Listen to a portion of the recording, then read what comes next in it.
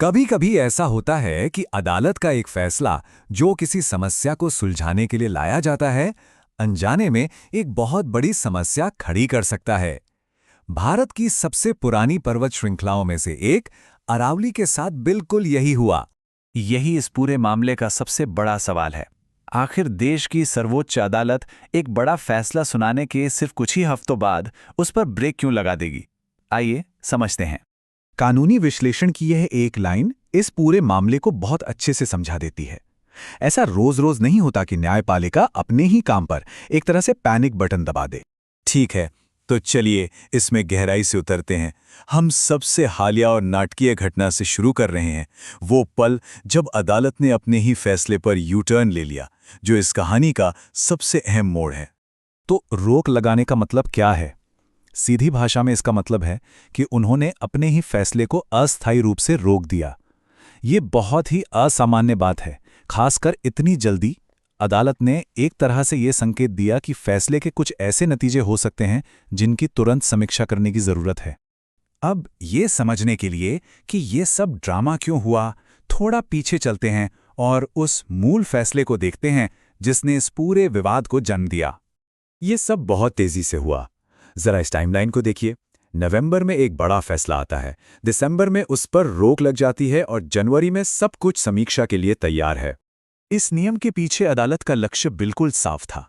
देखिए, इससे पहले अरावली की कोई एक तय परिभाषा नहीं थी, जिससे 4 राज्यों में खनन और निर्माण को लेकर बहुत भ्रम और कानूनी लड़ाइयां होती थी। तो वे एक स्पष्ट तकनीकी परिभाषा बनाना चाहते थे जो सब पर लागू हो। तो नवंबर का फैसला इन 3 हिस्सों में बटा था। यह एक साफ सुथरे और तार्किक समाधान जैसा लग रहा था।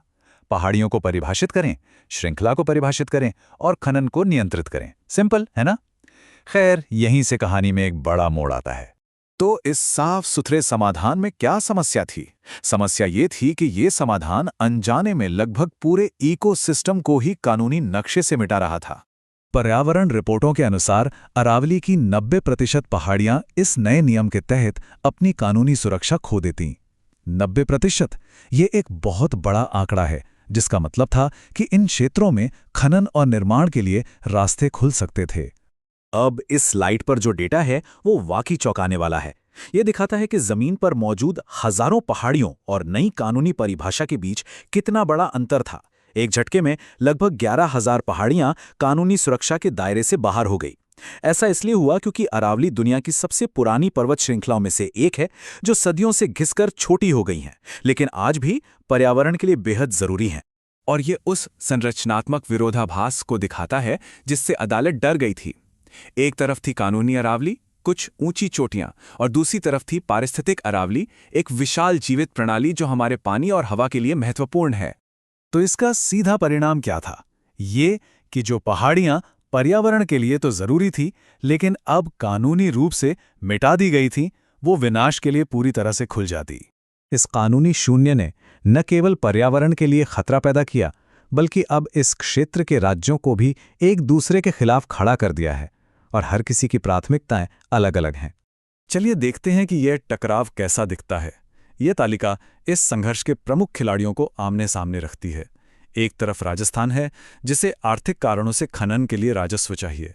दूसरी तरफ दिल्ली है, जो अपने अस्तित्व के लिए इन पहाड़ियों को एक हरी ढाल के रूप में देखती है। बीच में हरियाणा है, जो शहरीकरण और प्रदूषण के दबाव से जूझ रहा है। और इन सब के बीच केंद्र सरकार एक संतुलन खोजने की कोशिश कर रही है। तो मूल फैसले पर रोक और राज्यों के बीच मतभेद के साथ अरावली पहाड़ियों का भविष्य क्या है? तत्काल अगला कदम ये है कि सब कुछ फिर से शुरू किया जाए। अदालत ने साफ कर दिया है कि इस बार किसी एक साधारण मीटर के पैमाने के बजाय विज्ञान को प्राथमिकता दी जाएगी। वे एक ऐसा समाधान चाहते हैं जो जमीनी हकीकत को समझे, ना कि उसे अनदेखा करे।